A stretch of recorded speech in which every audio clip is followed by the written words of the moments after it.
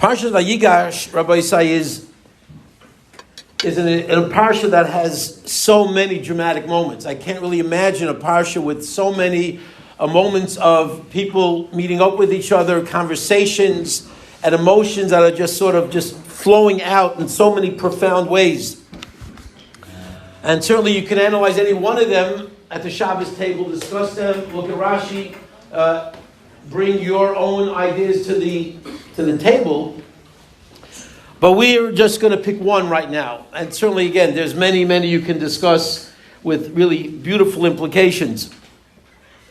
But every one of these reunions or confrontations or moments of drama really are opportunities.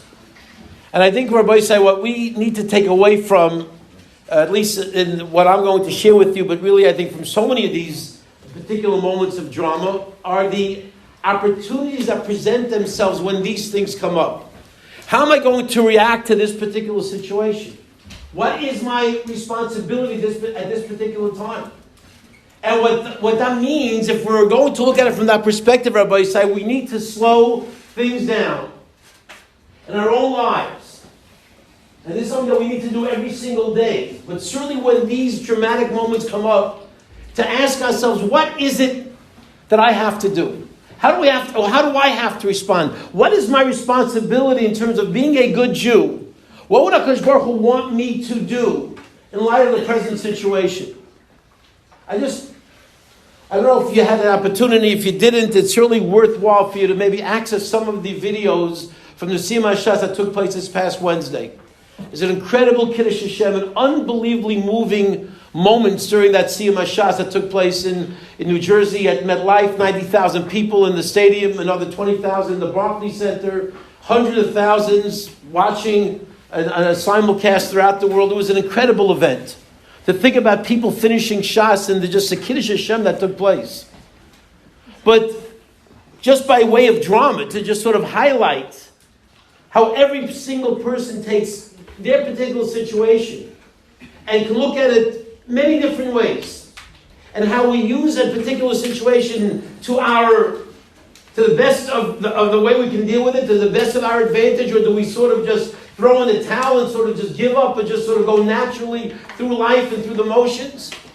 To stop and to think that there's somebody who is, and he was there, he was at the Siyum HaShas, and here's a fellow, an incredible young man who is being challenged with a horrific disease called ALS.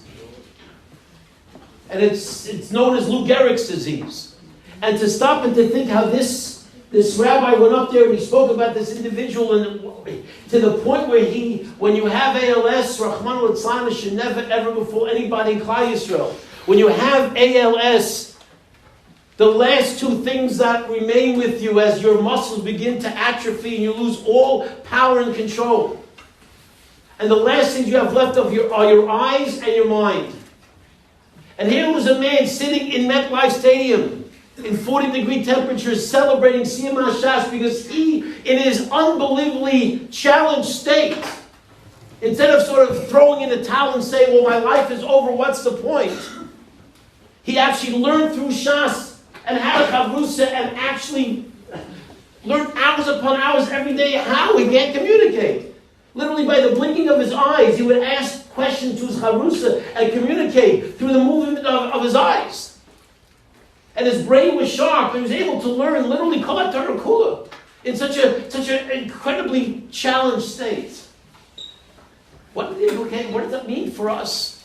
Instead of stopping and thinking, my gosh, because something comes the wrong way, or somehow we have a challenge, we're just going to sort of, give up? Chas v'shalom.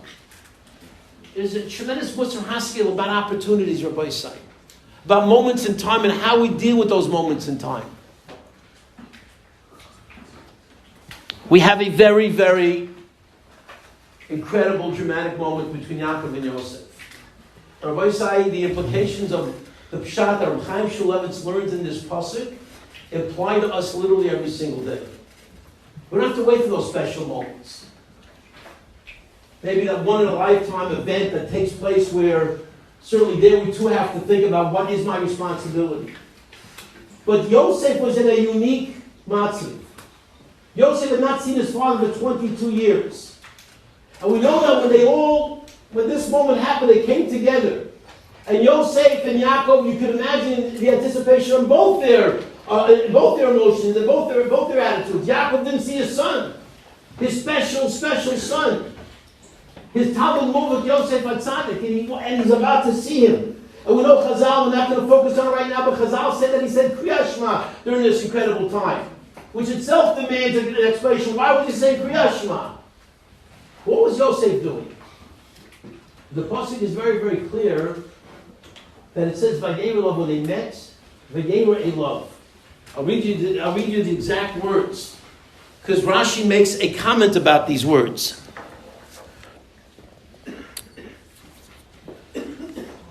And it says, "Vayesa Yosef merkafta v'yalikras Yisrael aviv pasuk chavtes." You can look it up and mention this at the Shabbos table. Get some response from the people sitting at that table. Yosef gets his chariot ready by himself, and he goes up again to meet up with his father Yisrael aviv Goshna.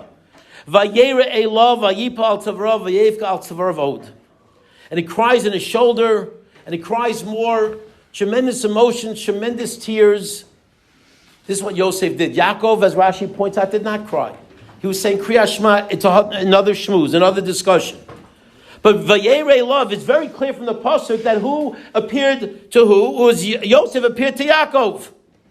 And when you look at Rashi, Vayere love Yosef nira elaviv.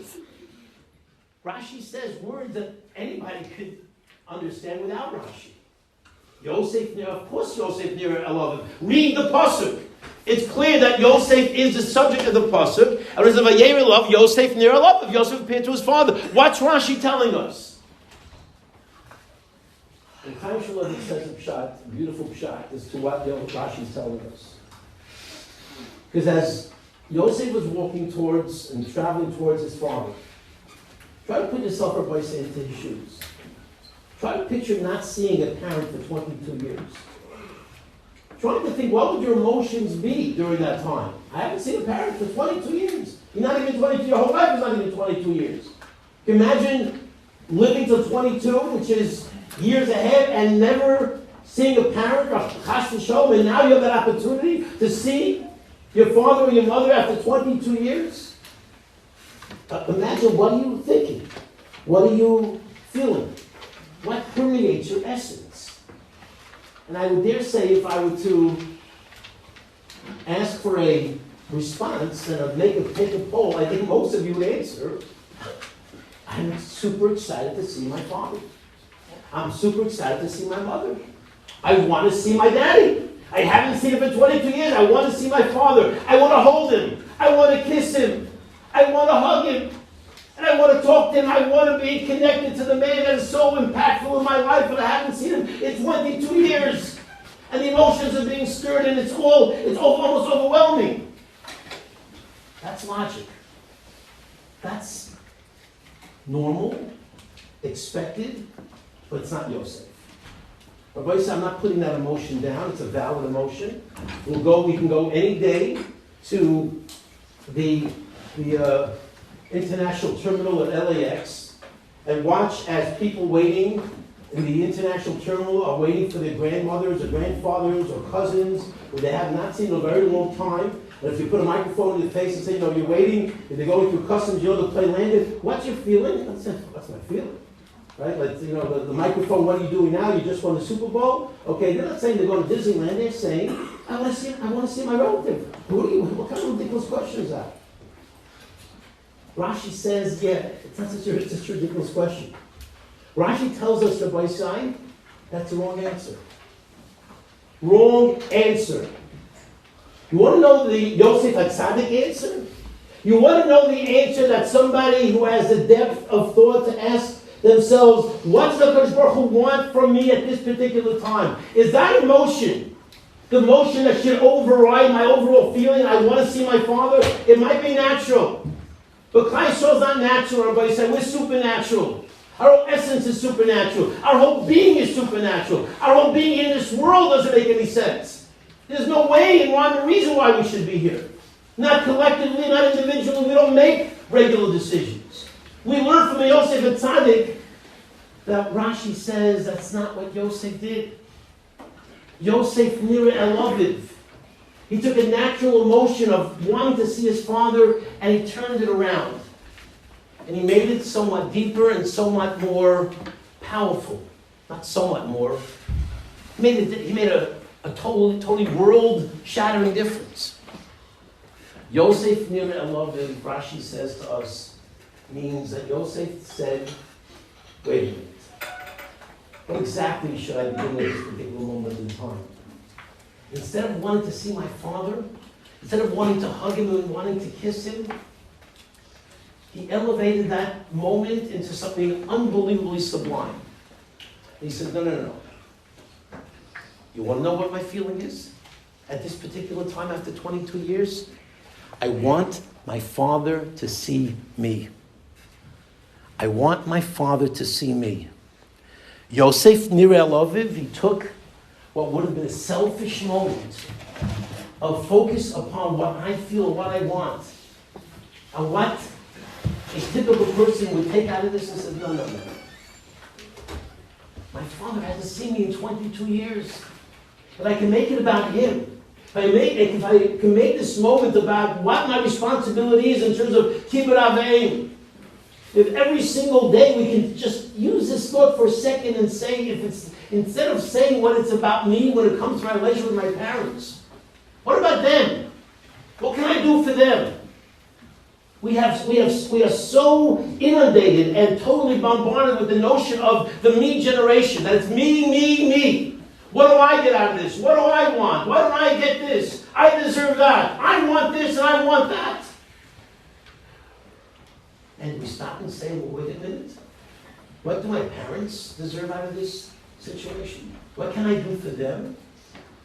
You can imagine the difference, Rabbi saying, the Yosef and Tzaddik, between saying, I want to see my father, to turning it around and saying, I want my father to see me. Tati, look at me. Look at the distance of 22 years. But look at the nachas and look at the accomplishment. And yes, the dream was true. And I'm here for you to shep nachas and to understand that I never had ill wills towards my brother, and all of the thoughts that I was no longer here. I'm alive and I'm well, and I have two beautiful sons. Tati, shep nachas. Tati, enjoy this moment. It's a different world, Rabbi Yosef. It's a different reality. It's a whole different way of thinking. Yosef was able to do it. His greatness led him to feel that even at the moment when he wanted so much to see his father, he transformed that moment to a selfless moment instead of a selfish moment. We don't have that drama most of the times in our lives. Or Rabbi said we do have every single day when we interact with people around us. People that we love. People that we don't want to hurt, but somehow we see them only as means and tools for us to get what we want out of life. Isn't that so sad? Isn't that so shallow? If we stop and we slow things down and we think, it's all about thinking, Rabbi said, it's about having a calculation in our mind. I share this story almost I don't think I've shared it this year, but there's a story that I read some years ago, and it had such a profound impact upon me. By a shochet, who was a tremendously wonderful person, who wakes up in the middle of the night with a horrible dream and a cold sweat, back in the early 1900s. And we'll call him Yankel. Yankel, the shochet, wakes up in a cold sweat, 2 a.m., and he says to his wife, I had the most horrific dream. I gotta talk to the Rebbe. I gotta go to the Rebbe and ask him about the dreams. 2 o'clock in the morning. Wait till the morning at least. Okay, I'll wait. So he waits in the morning, and he, after davening, runs to the Rebbe, and he's still shaking. His body's literally shaking. Yankel, take it easy. What's going on? Rebbe, I had a terrible oim. I feel so terrible. Tell me the dream. He says, Rebbe, I dreamt this horrible dream that I was in the oim MS. After 120 years, I went up to Shemayim, and the screen comes down, and the movie screen comes down. This is your life, Yankel the Shochet. You had the attorney, you had the prosecutor, and you had the tribunal there, the best in Shemayim was sitting there, and there they go through my life. And the defense attorney says, look at this life. Learning Torah, shechting beautiful meat to be able to serve the community, davening, chesed, Yankel the Shochet should go straight to Gan Eden. The movie goes real fast, everything's gewaldig. And as the the defense attorney speaks to the Beis Shammai and says, you gotta open up those pearly gates and let him right in. Yeah, it looks pretty convincing. All of a sudden, whoa. The prosecutor gets up and says, wait a minute. Not so fast. Well, you missed one point of Yankel's life. Let me go back to the videotape, please. And he presses the button, and all of a sudden, Friday afternoon, 2 hours before Shabbos, Yankel's walking out of his office, out of his little place where he did his work. And as he's walking out, and the video is showing, he's walking home, and all of a sudden a woman starts calling out, Yankel, I'm so happy to see you. Please come here for a minute. So, what do you want? It's getting late. Yankel, somebody just gave me a chicken, and my husband passed away 8 months ago. And in those 8 months, such poverty, I've not been able to give my children any meat, any chicken, nothing for Shabbos. Please chef this chicken for me so I can give my children some meat. We'll cover Shabbos Kodesh. And he says, now, 2 hours before I got the mikvah, I got things I got to do. You can't do this. You shouldn't have. I couldn't make an appointment until I just gave me the chicken. Now, Yaakov, please. I'm sorry. He walks off into the sunset, leaving the almana crying. The rest of any chicken for Shabbos. The prosecutor says, this is a man you want to send straight to Gan Eden? This man who had an opportunity that it can't. Beis Shammai says, yeah, it can't happen. No way. No way. You have a choice, Yankel. You can either go back and do it again and get it right this time, or you can spend some time in Gehenna and sort of weed out and filter out the indiscretion and this horrific act that you were part of in not listening to that almana. And I had 10 seconds to answer, and just as the clock was going down, Rebbe, that's when I woke up. What do I do? Rebbe said, that's a scary dream. A scary dream. So tell me, when did this happen? Rebbe, it never happened. Well, when did something like this happen? Never happened. No, nothing has ever happened. No, I'm a good guy. It never happened. He says, well, never happened. Then why are you draining me a cup? Dreams happen. Go back. You're a great guy. It's a dream. Don't worry about it. And Yaakov followed the Rebbe's advice. He didn't worry about it. Went back to life for Baisai. 20 years later, maybe a little bit more, 20 years later, Yaakov is going through life. He's not as fast anymore. He's not as, doesn't have the same speed and the same energy, but he's doing his job. He's still a sheikh, and it's Friday afternoon. Rabbi Say in real time. Something that you would say could not happen.